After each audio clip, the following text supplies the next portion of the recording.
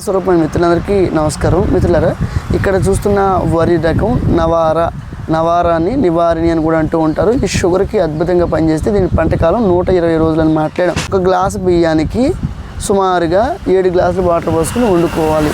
ఇప్పటికే షుగర్ వాళ్ళకి ఉపయోగపడుతున్న మాట్లాడడం. కొంచెంగా విత్తనం తెచ్చుకుని దీన్ని ఇంతంతే వాటింత డెవలప్ చేసుకుంటూ నవారా చేసినప్పుడు ఆర్థికంగా నష్టపోయిన సందర్భాలు కూడా ఉన్నాయి. ఇది ప్రకృతి తట్టుకోలేదు. గాలి వేస్తే పొట్ట మీద ఈన తర్వాత అలా గాలేసి ఇలా పడిపోతుంది. ఒకవేళ తయారైపోయినాక పడిపోయింది అనుకోండి, 6 గంటల అంతే మొక్క వచ్చేస్తుంది. మీలో ఎంత జీవ వైవిధ్యం ఉందంటే వడ్ల గింజ నుంచే కాదు బియ్యం నుంచి కూడా మొలకలు వస్తాయి. ఆ బియ్యం 2 ముక్కలు చేస్తే నూక నుంచి కూడా మొలకలు వస్తాయి.